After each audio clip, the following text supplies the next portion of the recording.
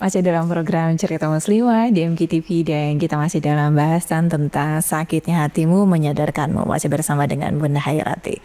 Ya Bunda, kalau di keseharian kita mau apapun itu, karena dia memang Bunda sempat nyatakan kalau yang paling mudah didapati kita merasa sakit hati itu kan dari sekeliling kita. Karena kita berinteraksi, kita makhluk sosial, kita pasti berinteraksi dengan teman kita, dengan anggota keluarga, dengan rekan kerja gitu ya, atau apapun juga gitu, dan itu mudah sekali friksi terjadi gitu ya Bun ya.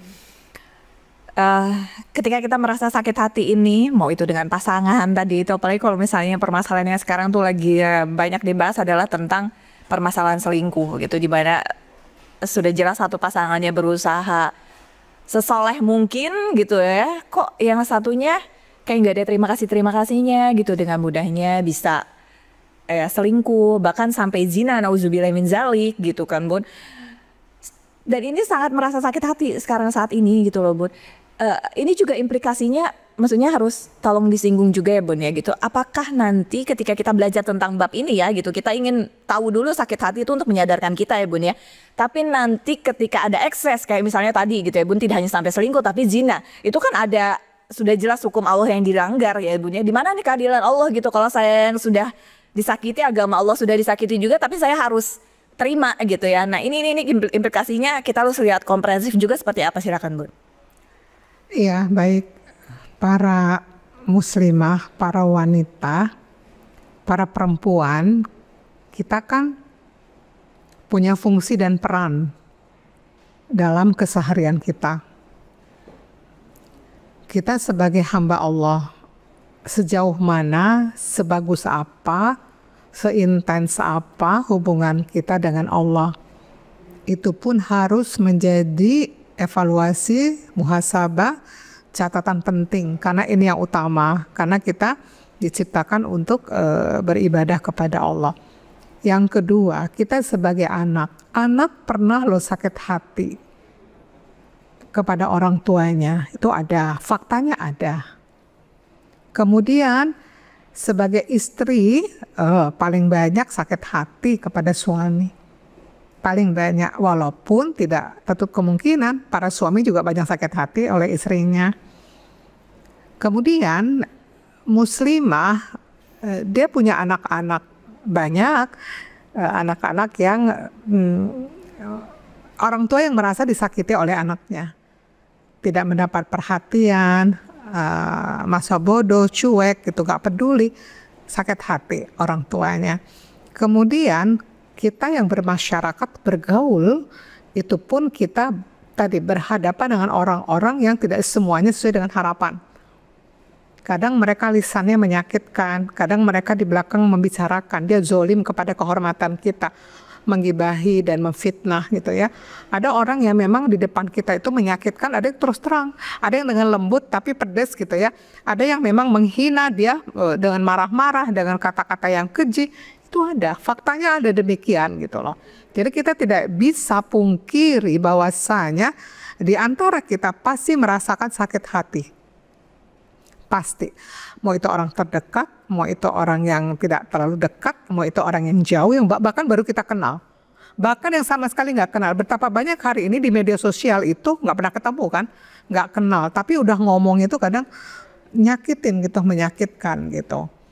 Nah kalau misalnya teteh angkat tadi, misalnya seorang istri, dia merasa disakiti oleh suaminya, iya, faktanya suaminya sudah melanggar aturan Allah. Suaminya sudah durhaka kepada Allah, suaminya sudah berkhianat kepada Allah. Dia akan menuai apa yang dia lakukan. Dia akan menuai apa yang dia taburkan, begitu bahasanya ya. Nah, kita jangan ke sana. Jangan mikirin dosa suaminya gitu. Jangan mikirin dosa orang tua, dosa anak. Dosa di luar diri kita tuh jangan kita pikirkan itu gitu. Itu udah pasti ada bagian tersendiri. Ya, Al-Isra ayat 7. Jika kamu berbuat baik, itu baik untuk dirimu. Jika kamu berbuat jahat, itu jahat untuk dirimu gitu loh. Nah, jadi yang pertama harus kita perhatikan, kalau kita merasa disakiti dan sangat tersakiti, jangan disibukkan dengan kezoliman, kesalahan, dosa orang itu gitu. Tapi pesan Allah, Allah tuh sedang ngasih tahu, coba kamu tuh muhasabah, evaluasi diri. Ya, coba ini apa yang Allah inginkan dari diri kita ini gitu. Nah, tiada lain yang Allah inginkan adalah Allah tuh memecah hati kita, Allah tuh membuat hati kita porak-poranda, Allah tuh ingin membuat kita tuh pedihnya luar biasa, sakit, karena Allah inginkan kita itu betul-betul menghadirkan hati ini ke Allah gitu loh. Hati ini alirkan ke Allah atau hadirkan Allah ke dalam hati. Ingin bersih gitu. Allah yang bersihkan dari cinta kepada dunia berlebihan dan dosa. Allah yang bersihkan itu aku hadir atau kamu ayo ke aku. Jangan kita disibukkan tadi keegoisan kita, nafsu kita yang itu kalau kita sudah nyaman dengan suami, dengan anak, dengan orang tua, dengan apapun yang kalau kita jadi nempel gitu, jadi bergantung, bersandar, berharap, Allah cemburu kan. Nah, Allah itu ingin keluarkan, bersihkan. Itu pesan yang Allah mau agar kita itu bersih. Makanya Allah goalnya adalah ujian yang menyakitkan itu goalnya adalah bagaimana kita bisa kembali ke jalan Allah gitu. Yang kedua pesan Allah adalah kamu tuh banyak dosa gitu. Nggak cukup dengan amal kamu, nggak cukup dengan tobat-tobat kamu. Rasa sakit itu akan menghapus dosa kamu. Mungkin Teteh pernah tahu kan hadis riwayat Imam Muslim, ya kan? Rasa kalau Teteh punya bisa dibacakan Teh. Ini ada redaksionalnya. Tidaklah suatu musibah menimpa jasad seseorang mukmin dan itu menyakitinya, melainkan akan menghapus dosa-dosanya. Hadis riwayat Ahmad, Syekh Said Al-Maut, dan bahwa sanadnya nih saya sesuai syarat Muslim. Iya kan? Itu udah hadisnya sudah jelas. Kita tuh sedang dilakukan pembersihan, penghapusan. Itu yang kedua adalah agar kita itu lebih asyik bersama Allah daripada kita lebih asik dengan dunia seisinya ini gitu. Nah, bisa nggak membaca pesan itu? Mampu nggak rasa sakit itu menyadarkan? Ya, kalau nggak sadar, karena biasanya kalau dengan rasa sakit itu lebih cepat ke Allah gitu loh Teh. Benar nggak? Udah tidak ada lagi tempat bergantung, berharap. Tapi kalau dari kejadian, kadang cuek. Dari nasihat, dengar kebaikan-kebaikan, apalagi kalau hati kotor ya, masih sombong gitu kan, masih susah nerima nasihat dan kebaikan. Kemudian ilmu dibaca, dipelajari, ikut majelis taklim, masih aja cuek lah gitu.